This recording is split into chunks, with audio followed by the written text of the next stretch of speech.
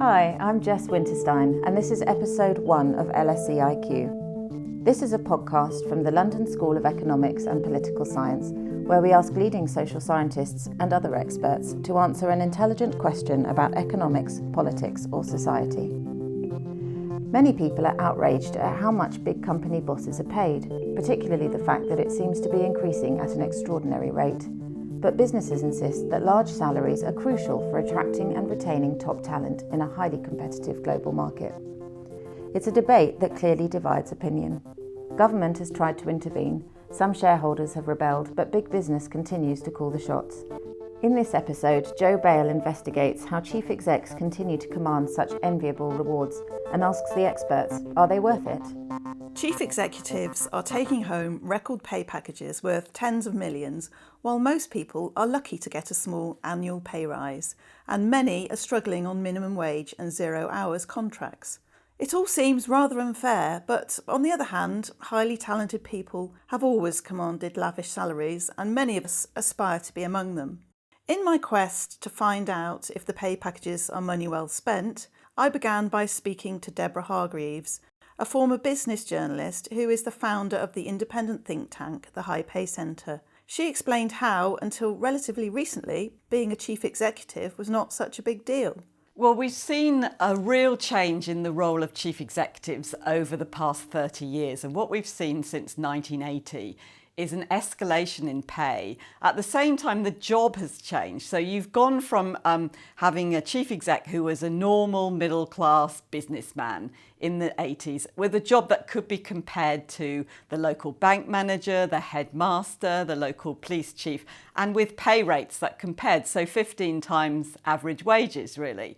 And then we moved into an era of high finance in the 80s as the city was deregulated, a lot of investment banks came over from America, the economy became much more financially orientated, and companies got bigger.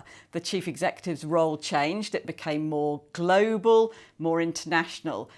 But we also saw pay rocket, and we have seen pay go up from the late 1990s. It was about 47 times average wages. Well, now we've got it at 5.6 million as an average for Britain's top businesses. That's the FTSE 100, and that's 160 to 170 times average wages. That's a pretty staggering increase, but with globalisation, the job has obviously become way more challenging. No one disputes that these are difficult jobs. It's long hours, it's a lot of responsibility, and they are hard. You know, they do put a lot of effort in. But what we're saying is this pay has just got out of all proportion to everything else that we measure it against. And pay hasn't gone up in hand with the performance of companies. So companies that share prices and companies' profits have not grown at the same rate as executive pay. So we sort of see a group of managers, if you like, taking more than their fair share at the company, at the same time holding down wages for everyone else. There is an idea that creating a wealthy elite is good for the economy, that everyone benefits. That was the theory, that this would trickle down into the rest of society, but actually that has been disproved. It doesn't really trickle down. People who earn millions are more likely to save their money, or they spend it on top quality assets like very expensive houses, yachts, one-offs. They don't kind of affect the economy day to day. If you spread money more freely through the economy, you give it to people lower down the income scale, they're much more likely to spend it. So shareholders in some big companies have staged rebellions. That must have had an impact. Well, shareholders should be doing more, we think. Some of them are very engaged, and you are seeing more protest votes at big companies. So, for example, we had 60% of shareholders voting against pay at BP, where the chief executive was paid £14 million, but the company made a big loss. So some shareholders have been protesting, but not enough. Some of them are just not engaged enough. They don't have the resources to devote to looking at pay, or they just don't care because they're in the same sort of high pay regime themselves. So we think that more needs to be done. We can't just rely on shareholders to hold companies to account. So it seems that big companies clearly consider it money well spent. Dr. Dirk Jenter, Associate Professor of Finance at LSE, told me why. I do understand the concern, and I do share the concern to at least some extent. There were certainly a lot of excesses in CEO compensation. There are individual firms where the boards are powerless and managers are literally just taking enormous amounts of money off the table that really belong to shareholders or workers or some of the other stakeholders in the firm. So excesses exist and we need to fight them. However, I think that general criticism of, oh my God, somebody earns $10 or $20 million per year, therefore it's a bad thing, that just doesn't make a lot of sense. Think about a $10 billion company. If we're finding a CEO who's able to increase firm value by 1%, that's $100 million. So now look at that from the perspective of the board of directors.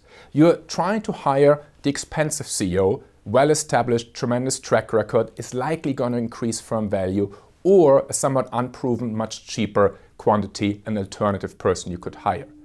If you convince yourself that the first person, that expensive person, is able to increase firm value by 1% compared to that second person, we're talking about $100 million. So now that first person costs $10 or $20 million more than the second person. What's the rational choice? It's obviously to hire that expensive person. So I think just looking at the levels and saying, oh my God, these are much more than I earn. Yes, it is enormous amounts more money than any one of us will ever earn, but it doesn't necessarily mean there's anything wrong in the process. So the big pay packages are there to attract and retain the most gifted people. To find out more about this process, I spoke to Dr. Max Toya of LSE Centre for Philosophy. He interviewed headhunters at 10 major executive search firms to find out how they identify the best candidates. What he discovered was really quite surprising. We were interested in how they went about finding these people, and in particular, whether they were very scarce.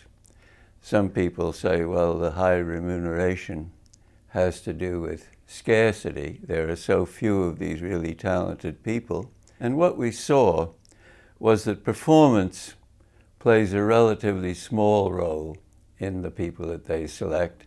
It has far more to do with career path, with references, which are largely character references, and most important, what the search firms call fitting in. Will this person be accepted by the board, regarded as a good appointment or not? What are the hallmarks of the candidates they put forward? Well, one of the questions that we put to the firms was, to what extent do they use psychometric techniques? And very few place much emphasis on that. They talk about chemistry. You know the person when you see them that they're the right person. Good communication skills, for example, are regarded as quite important. Now, good communication skills, that's something they can observe. How they're going to perform in a firm is not something you can observe. And so we postulated the idea. In biology, biologists talk about indicator traits. A bird looking for a mate can't observe the genetic makeup of a potential mate, but they can observe the feathers. And so the feathers become an important indicator. And I think in this world, indicator traits are extremely important. For example, CEOs tend to be quite tall. They tend to be well-spoken. They tend to be good communicators. They tend to have an aura of authority about them. All of those things can be observed, but performance, that's something different. Surely the headhunters keep a track record of performance. There was one thing that did surprise us a great deal, and we asked all of them, once an appointment is made, do you follow up on how well that person has performed? And they said to a man and a woman, and in fact many of the people in the search firm activity, particularly at the high level of women, they all expressed to us some concern that they don't follow up with how well people have done. So they don't really know whether they are successful from that point of view. However, they are interested in a continuing relationship with the firm. There may be other jobs coming along and they would like to secure those jobs. So they do follow up how well the person that they've succeeded in placing in the firm, how well that person is being received by his or her colleagues, which is, of course, a very different thing from performance. That's more like a popularity contest. It doesn't actually mean, and this is another interesting thing that they emphasized, it's not so important for the CEO to be liked, but it is important that the CEO be regarded as a legitimate holder of the job. And that's a slightly different thing from being liked. But again, performance in the sense of making good decisions or in some way improving the performance of the firm, that really is a very secondary matter. Do you think then that there are lots of people who could run big companies and that scarcity is a myth? In general, these suitable candidates are good people. They're certainly not fools, but they're nothing all that miraculous. And the search firms were quite firm on this point, that these people, they have to have reasonable levels of intelligence, but they don't have to be extraordinary in that regard. A colleague was up for a senior appointment at Northwest Airlines, and I said I thought he stood a very good chance of getting the job because he was the brightest among the contending candidates. And he said to me, no, I don't think that's going to help me very much. Brightness can be bought. And I thought that was interesting, that if there is a need for great understanding, well, you can hire somebody for that. And the qualities of the CEO is really something rather different. When you spoke to the headhunters, did they have an opinion about pay? So I guess a major part when we looked at the issue of remuneration was, and this runs through not just our study, but hundreds of other studies, that CEOs, not unreasonably, want to get paid the rate for the job. And if that rate for the job is £10 million a year, they feel that that's what they should be getting. On the other hand, if it were $5 million a year, well, that's also what they should be getting, or $1 million a year. So the key issue is this rates for the job. Now, transparency, which has been a big part of modern policy, has had the unintended consequence that they all know where they stand in the salary pecking order. They all have a very clear picture of whether they're in the top half or the bottom half. And if they're in the bottom half, they would like that to be renewed next year, and that is usually the case. And people in the bottom half are then moved to something closer to the average, which means that we have a new average, and so on. And so we've been observing something like a 16% annual growth in CEO salaries, which has resulted in a situation where today CEOs are paid something on the order approximately 300 times the average salary within the firm. So what did the headhunters think about pay? But I would say 90% were very much of the view that the current rates of pay are excessively high and are very, very hard to justify. They were quite firm on that. And what would your advice be to someone who actually aspired to be one of these super chief executives? Well, one question we put to the search firms was, supposing somebody wanted to get a job of that kind and they were prepared to offer to do it for less, would that improve their chances? Absolutely not, was their reply. If anything, your chances are better if you insist on being paid more rather than being willing to do it for less, which rather destroys this activity from being a normal, conventional market. Professor Sandy Pepper enjoyed a long career in senior roles at PricewaterhouseCoopers before joining LSE's Department of Management. He interviewed top executives about their pay packages and came up with a radical idea which challenges conventional thought. What I discovered was that whilst money was important, actually none of them said that their primary motivation came from the amount of money that they were paid. They got to where they got to for other reasons, because they were challenged, because they were intrinsically motivated. It wasn't really primarily a question about money. And the other thing that was very noticeable in all my interviews was how often the word fairness came up. And fairness in this context didn't mean their compensation compared with the compensation of, the average man on the street. What they were all doing was comparing their compensation with each other. So they all had reference people that they were making comparisons with, who were the group of executives that they thought were their competitors. And there was a very strong sense of, I must be paid at least the same as them, otherwise in some ways it's not fair. So you have a solution to spiralling pay packages, which seems a little bit counterintuitive. So I think the big problem is these things called long-term incentives. So at the moment, senior executives' packages comprise typically 4 different things: a salary, an annual bonus paid in cash, a benefits package including pensions, and most importantly, a long-term incentive. It used to be stock options, but today it's shares provided in such a way that the executive only gets the value of those shares a certain period of time in the future. And the big growth in the value of senior executives' pay packages over the past 15 years and probably longer is largely attributable to their long-term incentives. So salaries, executive salaries, have gone up, much the same rate as average wages. But the big explosion in executive total compensation is in their long-term incentive packages. So it seems like they regard these long-term pay components as being worth far less than their face value.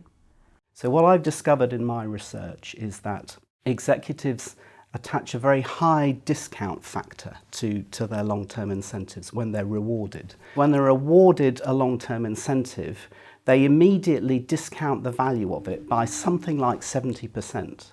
So, it's only worth 70% of what they actually get. And because of that, inevitably, they want more. They negotiate more with the companies that are providing these long-term incentives to them. So I think that peculiarly, long-term incentives are actually one of the causes of inflation and executive pay, rather than, as government thinks and regulators think, a potential solution. So my idea is that actually it would be much better to get rid of them entirely, to pay senior executives a simpler package, larger salaries, and an annual bonus, but none of these fancy share plans, but also to insist that they invest some of the money that they've received, some of their own money, in buying shares in the company that they work for. So they align their interests with those of shareholders because they've invested some of their own money. Now, I think you could construct a package like that in total would be less than the current levels of executive pay that we're seeing, but actually would be more motivating for the people that receive them. And so potentially everybody would be a winner. It's an interesting idea, but governments have tried various reforms with little impact. I spoke to Sir Vince Cable of LSE's Institute of Global Affairs, who tried to tackle the issue when he was Secretary of State for Business in David Cameron's coalition government.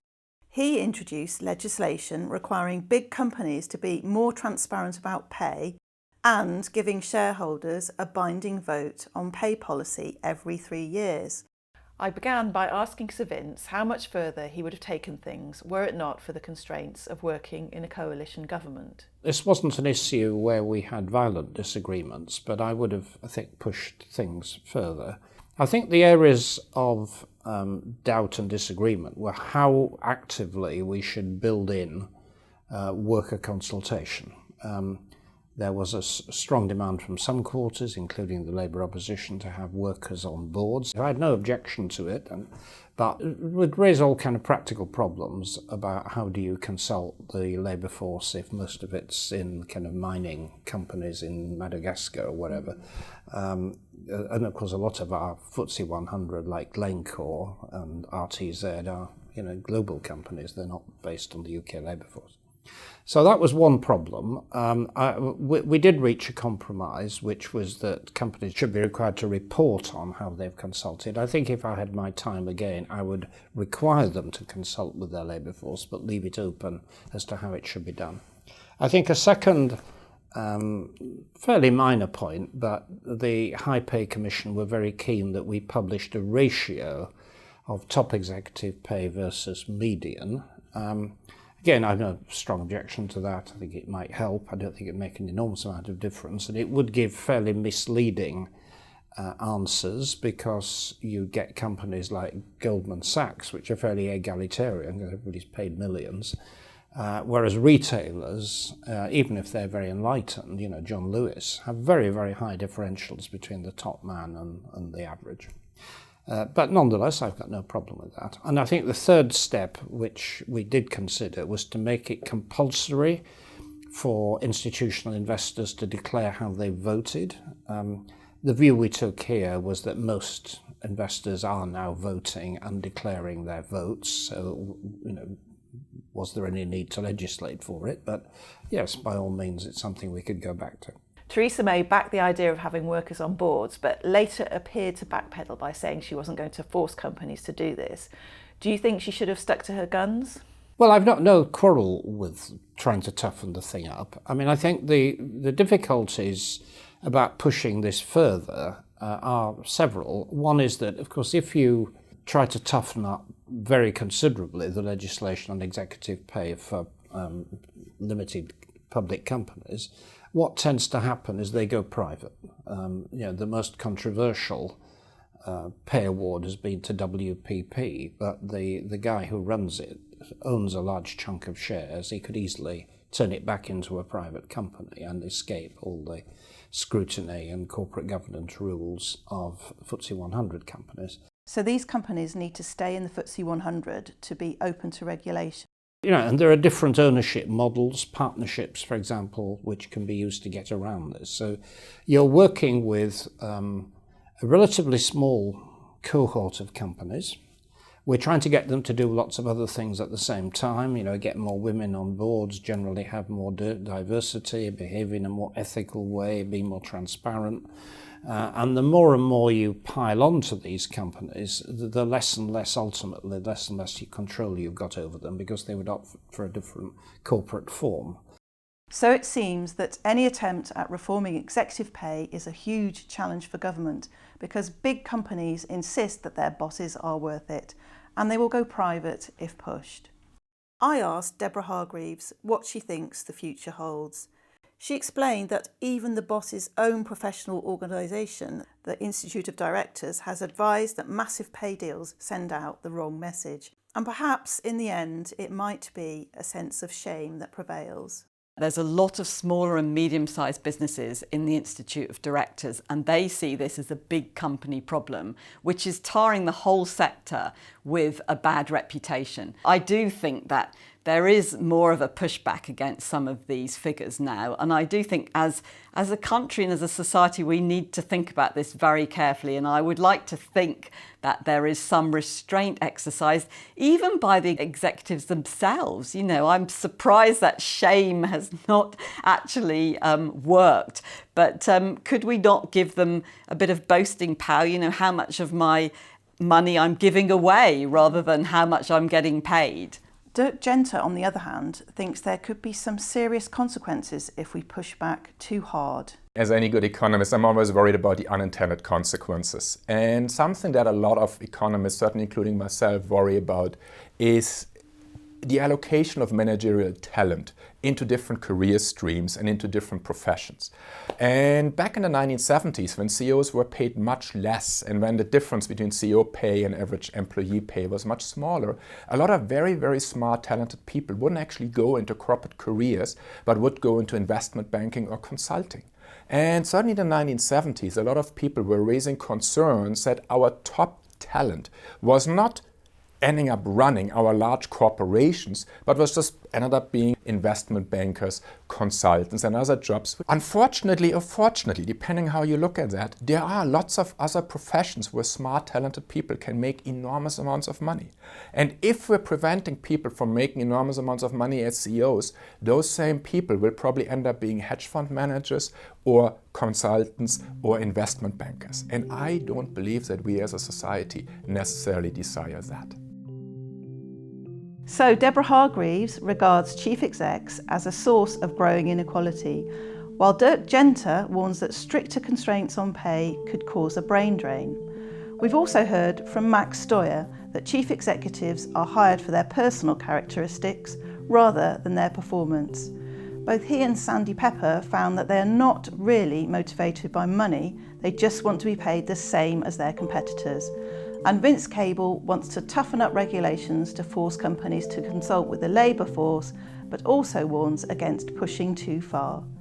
So it seems that high executive pay is a more complex issue than it might first appear, and it's certainly a debate that looks set to continue.